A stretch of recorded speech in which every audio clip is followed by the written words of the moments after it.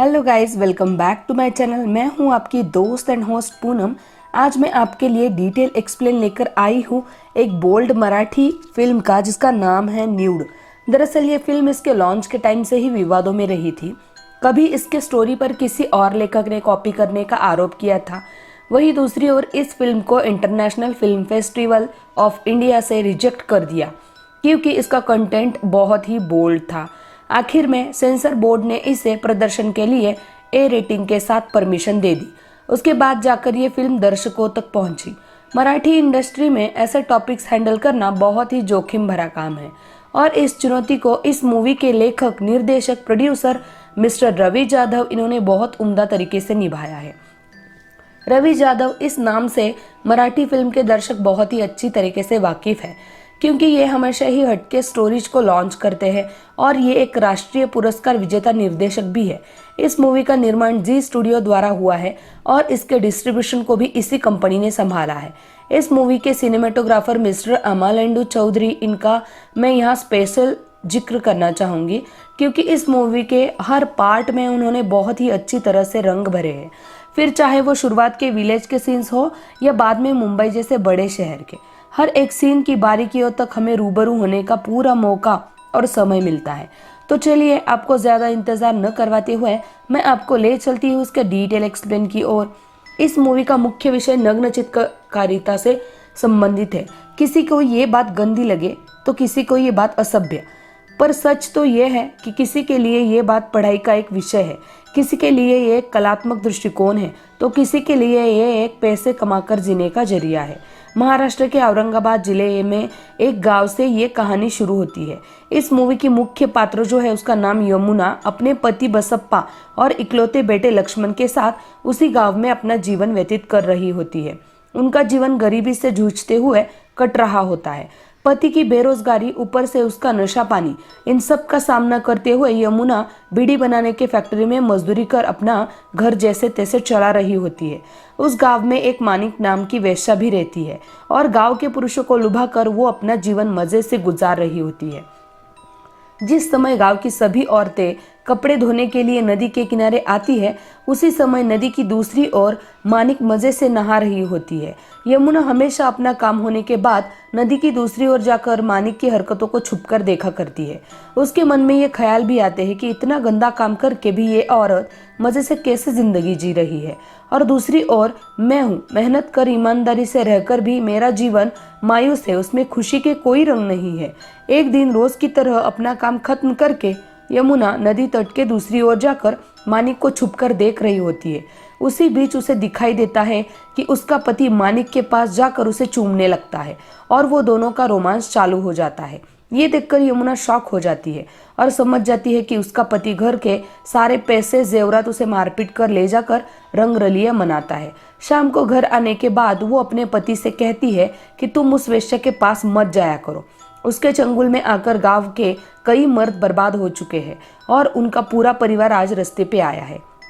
ये सुनकर बसप्पा गुस्सा हो जाता है और यमुना को मारपीट करके अपने काम से काम रखने को कहता है। वो यमुना के गले से कुछ जेवर भी जबरदस्ती छीन लेता है, जिसको यमुना ये कहकर विरोध दर्शाती है कि ये मेरे बच्चे के पढ़ाई के लिए है, कम से कम इसे तो छोड़ दो।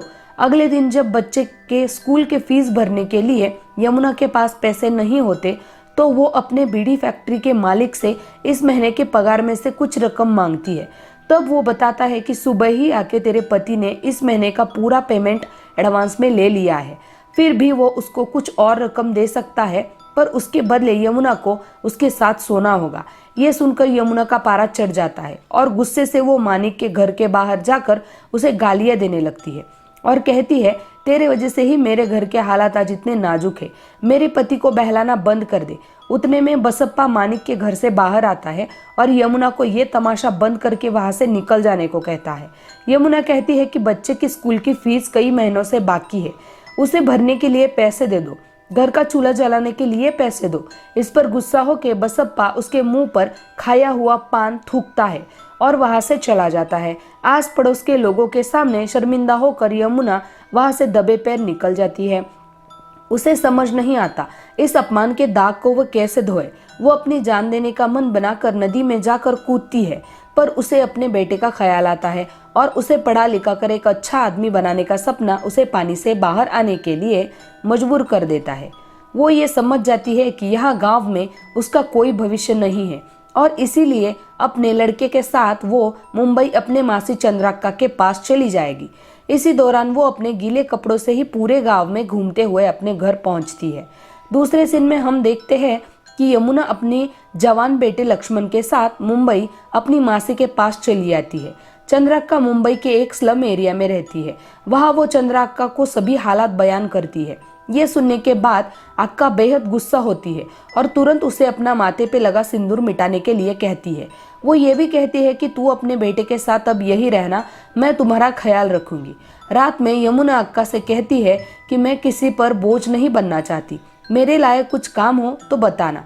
इस पर अक्का कहती है कि ये मुंबई है, यहाँ पर काम मिलना आसान नहीं है, तू थोड़ा सा सब्र कर, मैं कुछ करती हूँ। दूसरे दिन अक्का के काम के जाते ही यमुना भी काम की खोज में बाहर निकलती है। बहुत घूम घाम करने के बाद भी उसे कोई काम नहीं देता।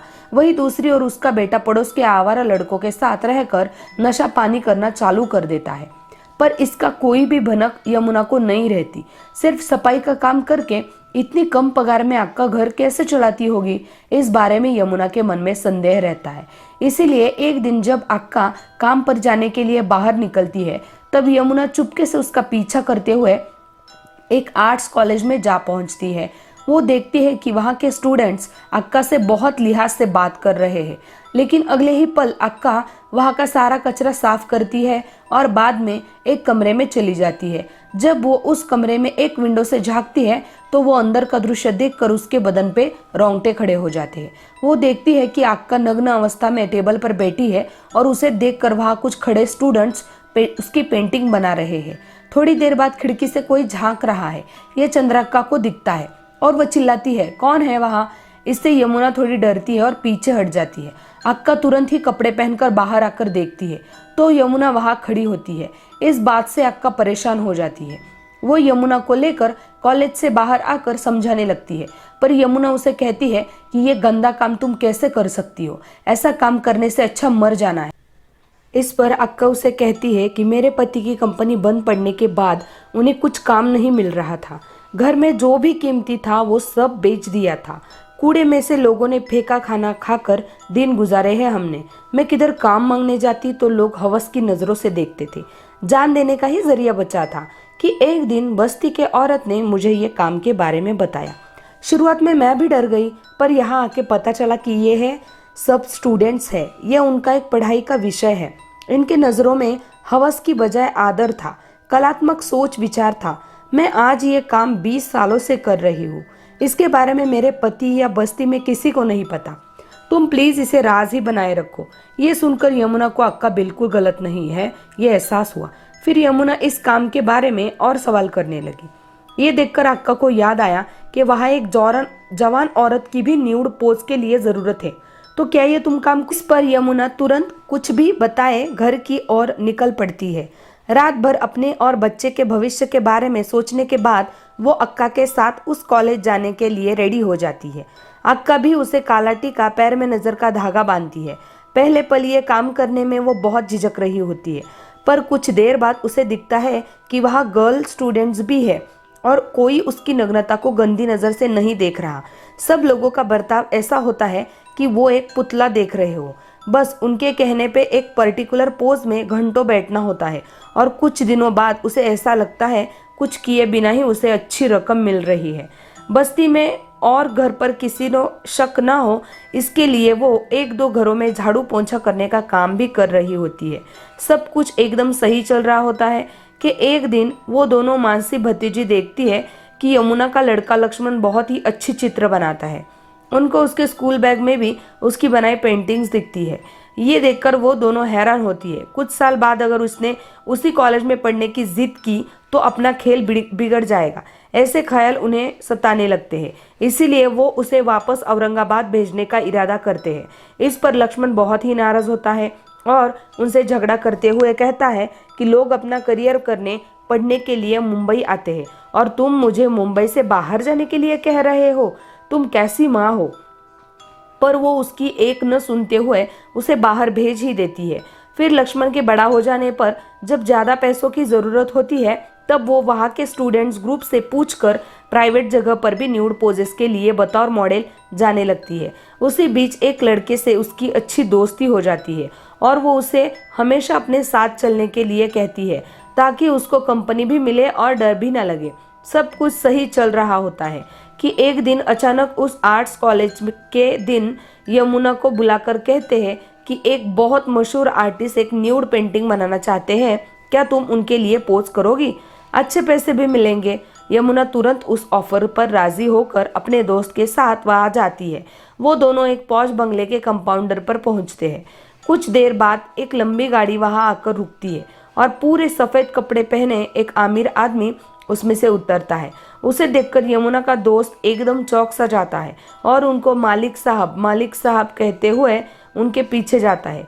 यमुना बंगले के एक रूम में जाकर अपने पॉज में बैठती है। मालिक साहब उससे कहते हैं कि तुम बातें कर सकती हो, बस हिलो मत। फिर उनकी बातों से यमुना को अंदाज़ा आ जाता है कि वो एक बहुत बड़े कलाकार है और उनके साथ काम करने का मौका सिर्फ किस्मत वालों को ही मिलता है। उनसे बातों के दौरान वो पूछती है कि आप इतने बड़े कलाकार हो, फिर नंगी औरतों की तस्वीरें क्यों बनाते हो? उस पर मालिक जी बहुत ही सुलझा हुआ जवाब देते हैं, मैंने घोड़े, पंछियों, प्रकृति और सुंदर नज़ारों की चित्र बनाए, सबको पसंद आए। फिर इंसानों के ही विवस्त्र तस्वीरों पर क्या आपत्ति है? शरीर प्रकृति का एक भाग है और कपड़ा वो ढकने का एक जरिया। लोगों को भले ही वो नंगा बदन दिखता होगा, पर मुझे उसके अंदर की रूह दिखाई देती है और मैं उसे ही चित्र में उतारता हूँ, इसीलिए मेरा चित्र जिंदा लगता है। यमुना को काम के अच्छे पैसे मिल रहे थे, उसने अपना काम भी बढ़ाया था, सब कुछ सही था कि एक दिन अचानक एक एक्टिविस्ट ग्रुप इस नग्न पोजिंग के खिलाफ मोर्चा लेकर कॉलेज पहुंचता है। वहाँ के क्लासेस की तोड़फोड़ करके वो स्टूडेंट्स और प्रिंसिपल को भी चोटें पहुंचाते हैं और इस चीज़ को बंद ही रखने की धमकी देके जाते हैं। इस हादसे के बाद सारे लोग घबरा जाते हैं, कोई मॉडल पोजिंग के लिए रेडी नहीं होती।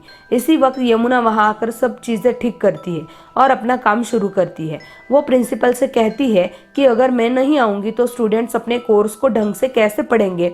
जो आर्टिस्ट अपने पढ़ाई में अधूरा हो वो अपने कला को क्या न्याय दे पाएगा?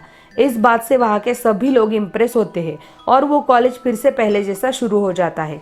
एक दिन उसका बेटा औरंगाबाद से पढ़ाई छोड़कर वापस मुंबई आता है और कहता है कि पढ़ाई में उसका मन नहीं लग रहा, उसे पैसे कमाने के लिए दुबई जाना है। ये सुनकर यमुना बहुत गुस्सा होती है और उससे कहती है, क्या ये दिन देखने के लिए मैंने तुम्हें पढ़ाया लिखाया? तुम्हारे लिए इतनी मेहनत की, तुम दुबई जाने का भूत अपने दिमाग से निकाल कर चुपचाप औरंगाबाद चले जाओ। ये सुनकर लक्ष्मण कहता है कि उसका दोस्त सलीम सही बोल रहा था कि तुम अमीरों की गाड़ियों में बैठकर आती जाती हो, क्या झाड़ू पोछा करके कोई इतना पैसा कमाता है? तुम एक वेश्या हो और तुम्हारे कमाई पे मुझे नहीं जीना। ऐसे कहकर यमुना को अपमानित कर वो घर से निकल पड़ता है। इसके बाद यमुना मन से टूट जाती है और दूसरे दिन जब वो कॉलेज जाती है तब वहाँ एक नई मॉडल आई होती है और वो यमुना से मिलकर उसका एक्सपीरियंस जानना चाहती है। इसके बाद यमुना समझ जाती है कि अब उसकी उम्र हो गई है। वो अपने आंखों के काजल का टीका उस नई लड़की को लगाती है और कहती है कि तुम्हें किसी की नज़र ना लगे, जाओ और बेझिझक अपना काम करो। उतने में उसका दोस्त वहाँ आकर उसे एक प्राइवेट पोजिंग के बारे में बताता है। इस पर वो कहती है कि अब ये आखिरी प्राइवेट पोजिंग असाइनमेंट वो करेगी क्योंकि अब उसका ऐसा कुछ इस दुनिया में नहीं रहा। काम खत्म करके वो दोनों समुंदर की ओर चले जाते हैं और वहाँ बातों बातों में वो बताते हैं कि चंद्राक्का को आज कोई नहीं जानता, ना ही उसके बारे में कोई पूछता है। तुम सब आर्टिस्ट लोग बड़े बनते हो, पैसे के साथ साथ नाम भी कमाते हो और हम लोग सिर्फ पैसा कमा के अपने शरीर को ही एक ही पोज में बैठकर जकड़ जाते हैं। वो दोस्त को चाय लाने के लिए भेजकर समुंदर में अंदर चली जाती है। एक सीन में हमें दिखाई देता है कि वो बहुत चलते चलते दूर चली जाती है और गायब होती है। शायद उसने अपने आप को ख़त्म कर दिया हो। दूसरे सीन में हम 5 साल आगे चले जाते हैं और ये देखते हैं कि यमुना का लड़का लक्ष्मण, जो मुंबई के एक ऑफिस में पियून की नौकरी कर रहा है, उसे चलते चलते एक न्यूड आर्ट एग्जीबिशन का पोस्टर उसी आर्ट कॉलेज के बाहर दिखता है। उस आर्ट के बारे में इतना अच्छे से नहीं पता होता, पर फिर भी कुछ न्यूड चित्र देखने मिलेंगे, ऐसी घटिया सोच लेकर वो उस एग्जीबिशन में चला जाता है। इस एग्जीबिशन का ऑर्गेनाइजर उसकी माँ का ही वो दोस्त होता है जो हमेशा उसके साथ प्राइवेट पोजिंग के लिए जाता था।